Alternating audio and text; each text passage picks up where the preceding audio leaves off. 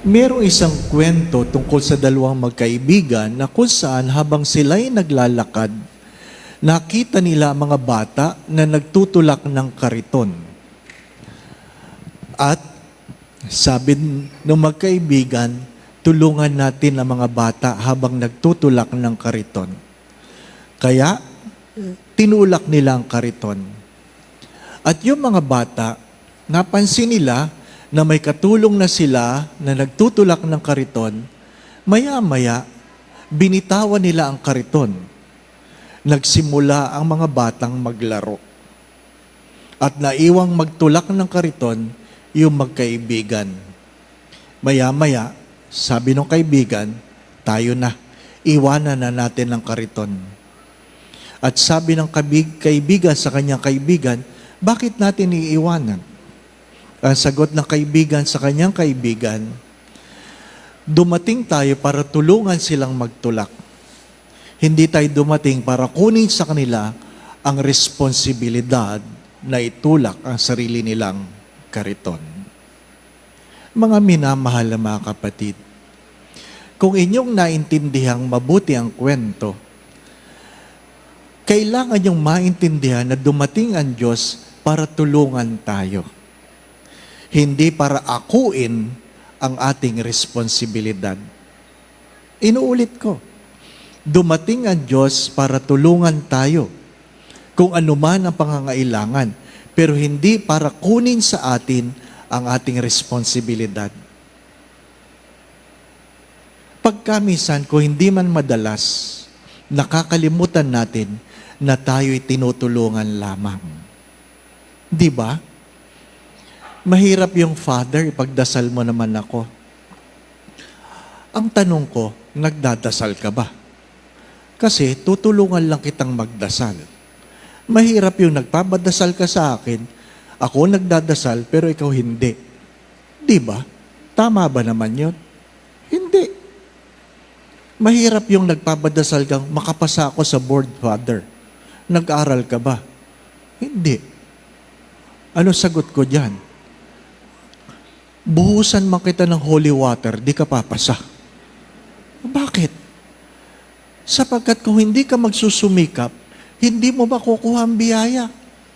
Ano sabi ni Santo Tomas ng Aquinas?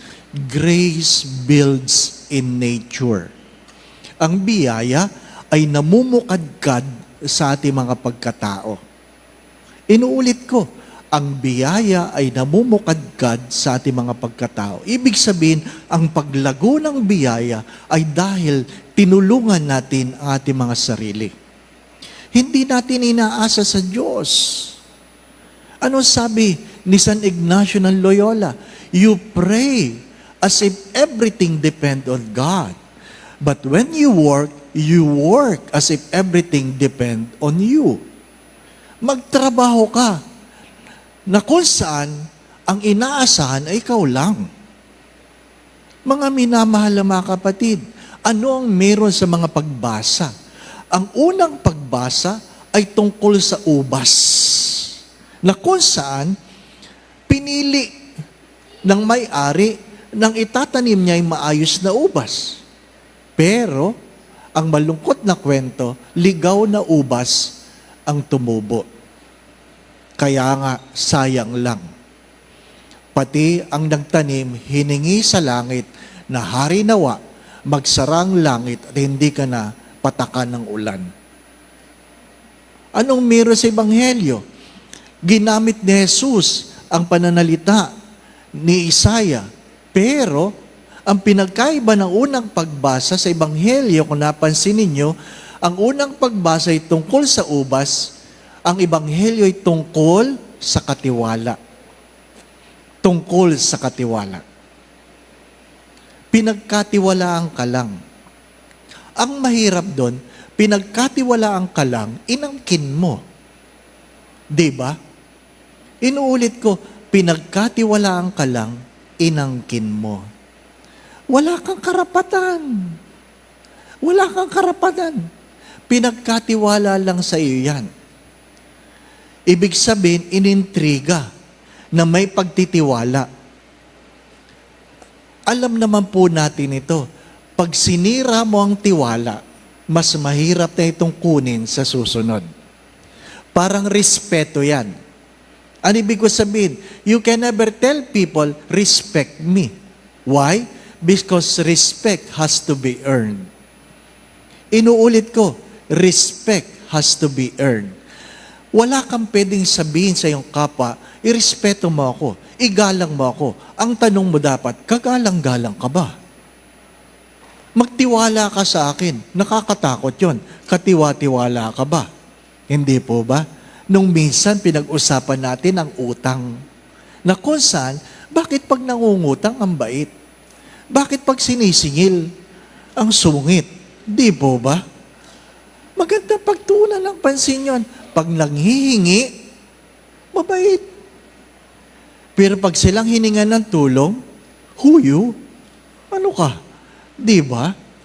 Magandang pagtuunan ng pansin ito. Ano yung mga bagay-bagay na pinagkatiwala sa iyo ng Diyos na pinabayaan mo at ngayon kinukuha na muli sa iyo ng Diyos? Masisisi mo ba yon? Hindi. Mahirap yung pinagkatiwalaan ka ng trabaho. Nagpabaya ka. Ngayon inaalis sa iyo, nagagalit ka. Mayroon bang pagkukulang ang nagbigay? Hindi. Mga minamahal na mga kapatid, binigyan ka ng kalusugan, nagpabaya ka, binanatan mo lahat ng bawal. Ngayon sasabihin mo sa Diyos, bakit ako may sakit? Sino may kasalanan? Diyos ba? Pagkain ba? Sinasabi ba ng pagkain sa harapan ng lamesa, isubo mo ako? Di ba?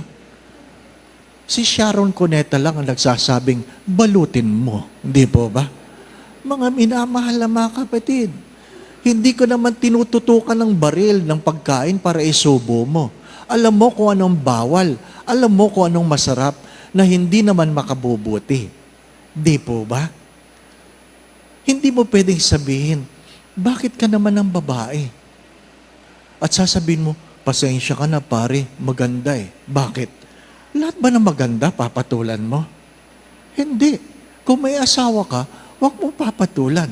Sapagkat hindi lahat na maganda, iyo. Di po ba?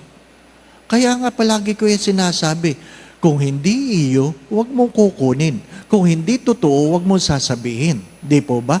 Kung mali, huwag mong gagawin. Mahirap po bang intindihin yon? Hindi.